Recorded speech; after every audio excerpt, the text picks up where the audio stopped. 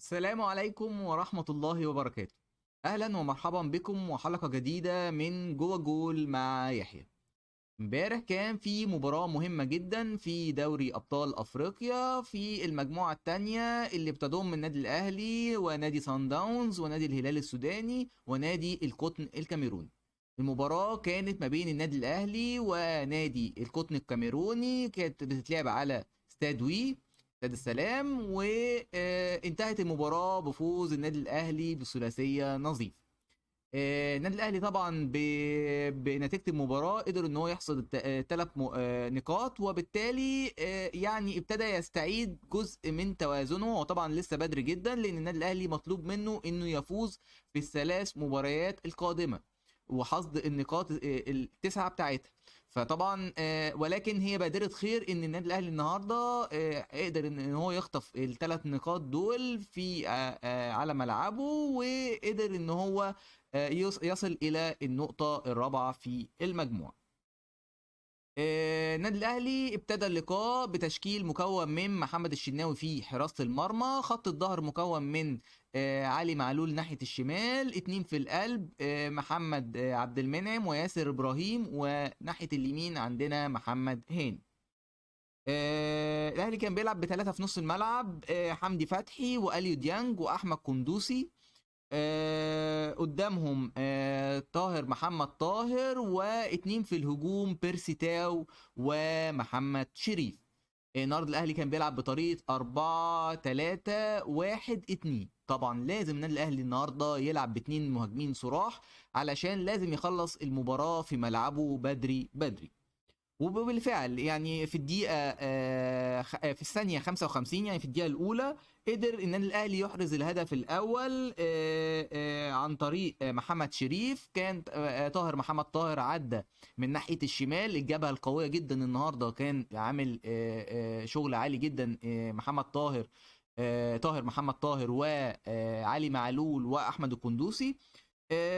كرة من ناحية الشمال لطاهر محمد طاهر، عدى بيها من ناحية الشمال ولعبها من جوه منطقة الجزاء ل أرضية لمحمد شريف، اللي يعليها ويشوطها بشماله كده كرباج على شمال حارس مرمى نادي القطن الكاميروني، محرزا الهدف الأول مبكر جدا. وكان مهم جدا النادي الأهلي يحرز هدف مبكر علشان يقدر يمسك زمام الأمور في المباراة. في الدقيقة 7 جت كورة لطاهر محمد طاهر، يلعبها لأحمد القندوسي.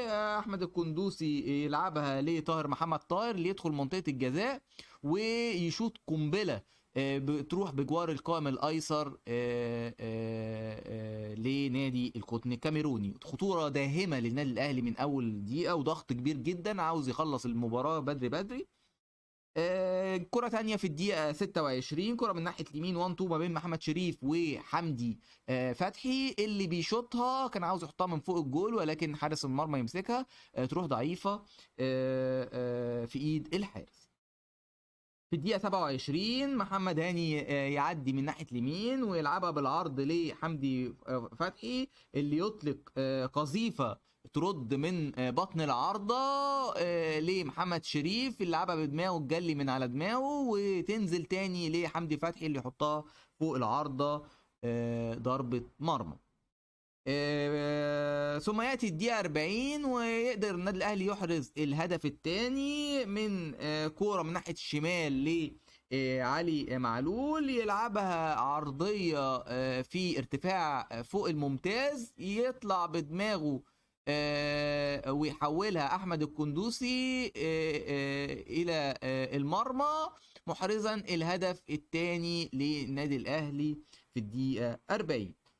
ثم تأتي كورة في الدقيقة 45، كورة سهلة جدا بتضيع من بيرسي تاو بعد ما اتعملت عرضية من طاهر محمد طاهر، يلعبها براسه ولكن يمسكها حارس المرمى.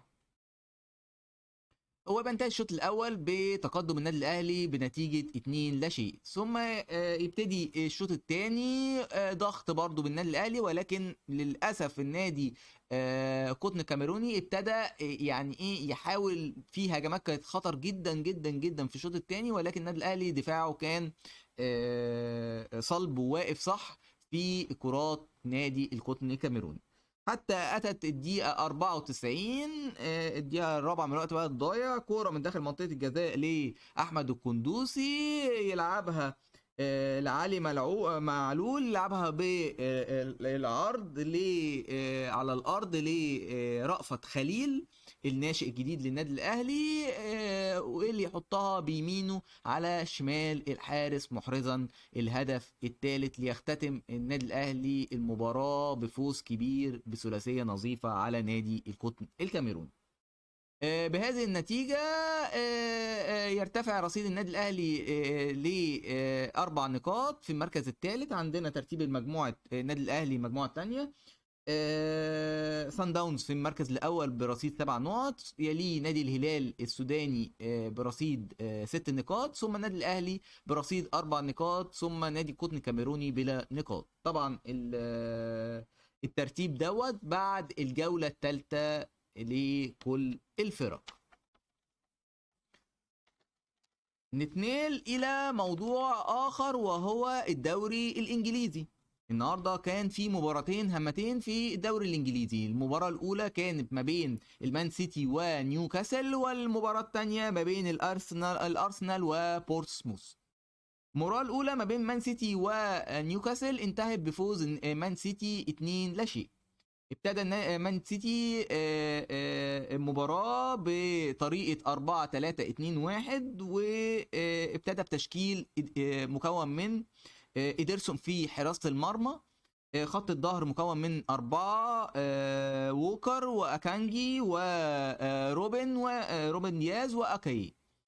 3 في نص الملعب، رودري ودي بروين وجوندوجان. 2 في الخط الامامي، جريليش وفودن، ورأس حربة صريح ايرلينج هالاند. المباراة طبعا ضغط كبير جدا من مان سيتي، بيلعب على ارضه وسط جمهوره، قدر ان هو يخطف الهدف الاول في الدقيقة 16 من عن طريق فودن. كرة من ناحية اليمين، عدى بيها جوه منطقة الجزاء، يشوطها تخبط في رجل المدافع وتسكن الشباك محرزا الهدف الأول. كرة جت في الزاوية الضيقة محرزا الهدف الأول لنادي المان سيتي.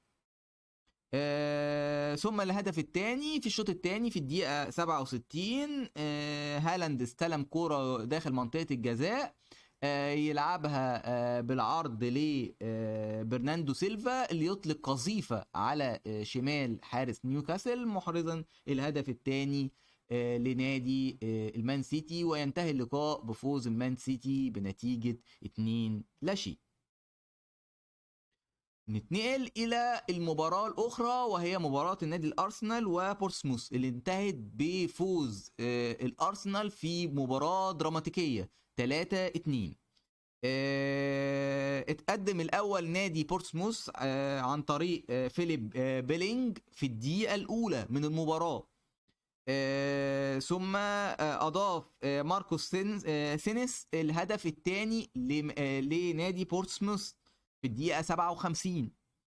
ثم توماس بارتي بقى ابتدى بقى يستعيد التوازن، أحرز الهدف الأول لنادي الأرسنال في الدقيقة 62، ثم بين وايت في الدقيقة 70 لهدف التعادل لنادي الأرسنال، ثم هدف الفوز في الوقت القاتل في الدقيقة 97 عن طريق نيلسون اللي بينهي على آمال بورتسموث في نقطة التعادل ويحافظ على الصدارة لنادي الأرسنال بنفس الفارق، فارق 5 نقاط بالفوز على نادي بورتسموث 3-2.